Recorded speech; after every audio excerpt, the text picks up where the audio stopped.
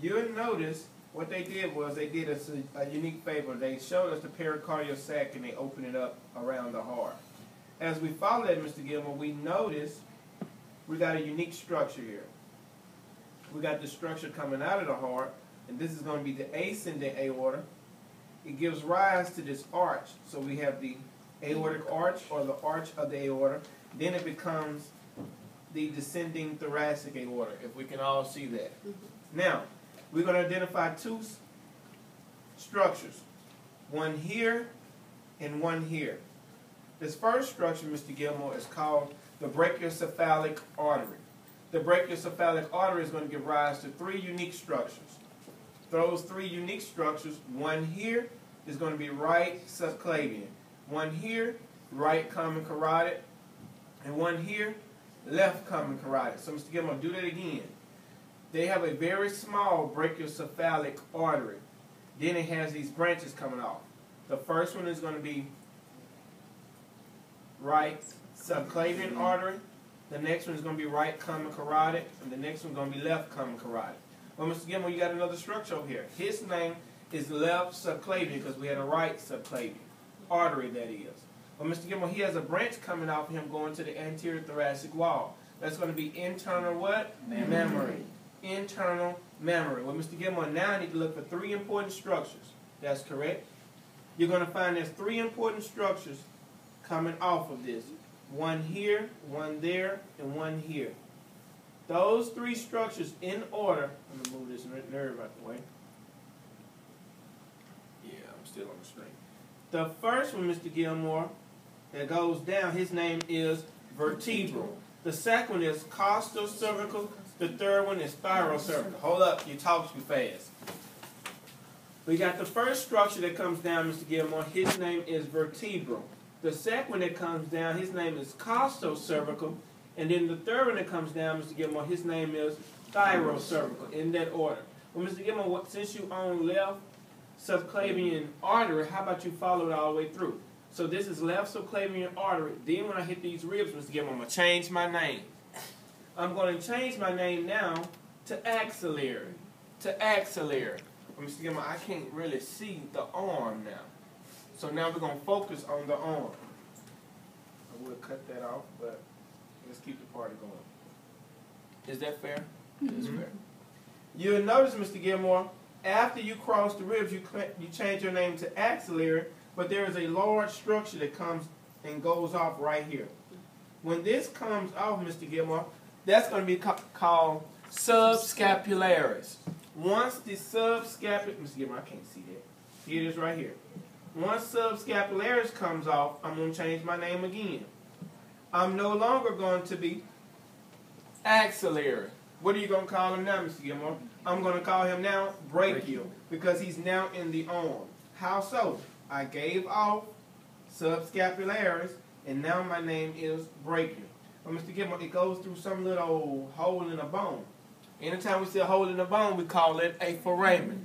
So what is this hole in the bone right here, Mr. Gilmore? That's called the supracondylar foramen. Supracondylar foramen.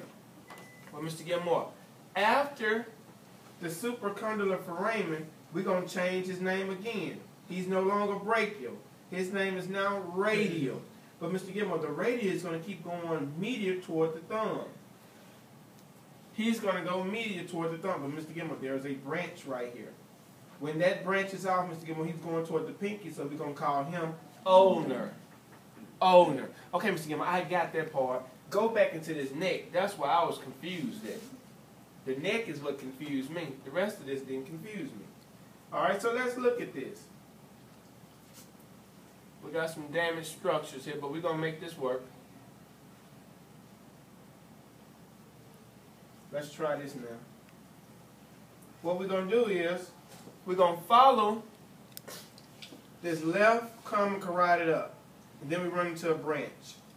The first branch going over that muscle, Mr. Gilmore, we're going to call it muscularis. Just the opposite of muscularis, Mr. Gilmore, is going to be this fella going to the thyroid. So we're going to call him superior thyroid. I go up a little bit ways, Mr. Gilmore, and all of a sudden I see this branch going toward the larynx. So we're going to call him laryngeal. Laryngeal. Well, Mr. Gilmore, after laryngeum, there's one that goes up toward the tongue. What you gonna call him? We're gonna call him lingual. Well, here's the catch. After I give off lingual, Mr. Gilmore, I'm gonna change my name again. I give off lingual, Mr. Gilmore, and now I got this little small piece right here. That's little small artery, Mr. Gilmore. His name is going to be external carotid. Well, hold up, Mr. Gilmore. External carotid is going to come in and throw the peace sign. That peace sign, Mr. Gilmore, means there's one going to split and go in, and there's going to be one that goes out. The one that goes in is going to be internal maxillary because it's going toward the cheek. If that's internal maxillary, Mr. Gilmore, this one has to be external maxillary. But here's the catch. I got a branch, Mr. Gilmore, right here. He's coming off the external maxillary, and he goes back to a gland that sits here. That's been cut out. That gland that sits there, Mr. Gilmore, is the parotid. So this branch is going to be the parotid artery. Well, Mr. Gilmore, follow it up. When you follow it up, all of a sudden I notice there's a branch that goes right in front of the masseter. The branch that goes right in front of the masseter, his name is labial. Labial. After labial, Mr. Gilmore, you notice there's another branch that keeps running. He's running underneath the mandible. He's going to go through a foramen known as the mental foramen. So therefore, you're going to call him, if he's going underneath the mandible, and he's going to go through this mental foramen, we're going to call him submental. His name is submental. All right, Mr. Gilmore, I got that. That ain't nothing spectacular. Let's go back toward the heart.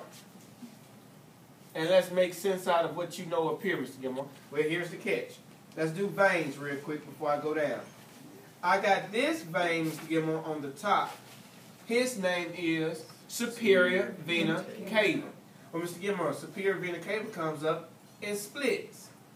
When he splits, Mr. Gilmore, now I got what we call left and right brachiocephalic vein. Hold up, Mr. Gilmore. You mean to tell me you got two brachiocephalic veins and one brachiocephalic artery? That is correct. But what I want you to point out, Mr. Gilmore, is that these brachiocephalic veins split again. There's one, Mr. Gilmore, that's going to go toward the head, and then there's going to be one, Mr. Gilmore, that goes toward the arm. The one that goes toward the head, Mr. Gilmore, what you going to call him? Jugular. Well, what you going to call the one that goes toward the arm, Mr. Gilmore? Subclavian. You follow me? Mm-hmm. Now, in honesty, there's going to be an internal and an external jugular. Bless you. You ain't got to know that for me. Just know jugular. So I got jugular going up, Mr. Gilmore, jugular veins going up. Then I got subclavian veins going toward the arm. That's correct. The only other vein we need to know, Mr. Gilmore, is this one that dumps right into the superior vena cava, but drains the posterior thoracic wall. Can we see that? Yeah, we can see it. This fella is known as a zygous vein. A zygous vein. Well, Mr. Gilmore, since you're doing veins, how about you tell me what this one is? Here it is, I got a vein, Mr. Gilmore. And this vein is on the bottom of the heart. His name is inferior vena cava. Inferior vena cava. So, Mr. Gilmore, go back to arterial supply, because we got all that. I'm going to pull the heart over, pull the lungs over, and we're going to do something where we can hopefully get everybody on one accord. We're going to do something unique. What are you going to do, Mr. Gilmore? Let me see if I can do this real quick. Don't do nothing different, man. You're throwing me off. I'm going to show you something, because I want y'all to follow this. Here it is, Mr. Gilmore. We got this cute cartilaginous thing we call the what? Trachea. We're going to pull the trachea to the side. What's behind the trachea, Mr. Gilmore? Esophagus. This esophagus, Mr. Gilmore, comes on down, comes on down, comes on down. Well, Mr. Gilmore, if that much is true, I should be able to tell you exactly what these structures are coming off descending thoracic aorta. If this is descending thoracic aorta, Mr. Gilmore, right? I got some vessels that's coming off here and it's going in between these ribs. Those are going to be called intercostals. If those are intercostals, Mr. Gilmore, you said there was this little flat tube right here that goes toward the